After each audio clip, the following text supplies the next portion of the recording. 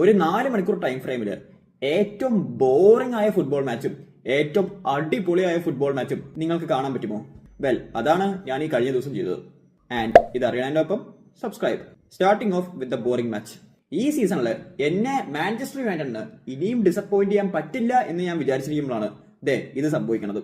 കഴിഞ്ഞ സീസണിലെ അടിപൊളി പെർഫോമൻസ് കാരണം യൂറോപ്യൻ ഫുട്ബോൾ ഇല്ല. പ്രീമിയർ ലീഗ് ടൈറ്റിൽ ഈ വർഷം നോക്കുകയേ വേണ്ട. ലീഗ് കപ്പിൽ അമോറിന്റെ ബ്രില്യൻസ് കാരണം ഫസ്റ്റ് റൗണ്ടിൽ തന്നെ ഔട്ടായി. അങ്ങനെയുള്ള യുണൈറ്റഡിന് ഈ സീസണിൽ ട്രോഫി ജയിക്കാനുള്ള ഒരേ ഒരു ചാൻസ് ആയിരുന്നു ഈ FA കപ്പ്. ആൻഡ് അതിലും ഫസ്റ്റ് റൗണ്ട് എക്സിറ്റ്.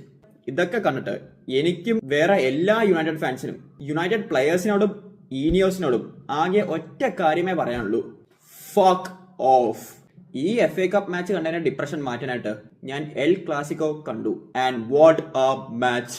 ഈ സീസണിൽ ഞാൻ കണ്ട ഒരു യുണൈറ്റഡ് ഗെയിം പോലും ഈ എൽ ക്ലാസിക്കോന്റെ ഫസ്റ്റ് ഹാഫിന്റെ അത്രയും എന്റർടൈനിങ് ആയിട്ടില്ല.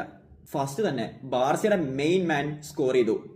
താനല്ല, ഒരു ബ്രസീലിയൻ ഷൈൻ ചെയ്യണ കണ്ടപ്പോ മറ്റേ ബ്രസീലിയന് സഹിച്ചില്ല. എൽ ക്ലാസിക്കോയില് പിന്നെയും വിനീഷ്യസ് ജൂനിയർ സ്കോർ ചെയ്തു. ഇത് കഴിഞ്ഞിട്ട് ലെവൻഡോസ്കി പിന്നെയും ബാർസയ്ക്ക് ലീഡ് കൊടുക്കും.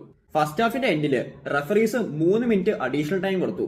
ആൻഡ് ആ 3 മിനിറ്റ് അഡീഷണൽ ടൈമിന്റെ 6ാമത്തെ മിനിറ്റില് റയൽ മാഡ്രിഡിന് വേണ്ടി എങ്ങനെയൊക്കെയോ ഗൊൺസാലോ ഗാർസിയ ഈക്വലൈസ് ചെയ്തു. ഫസ്റ്റ് ഹാഫിലെ പോലെ തന്നെ സെക്കൻഡ് ഹാഫിലും എൻഡ് ടു എൻഡ് ആയിരുന്നു.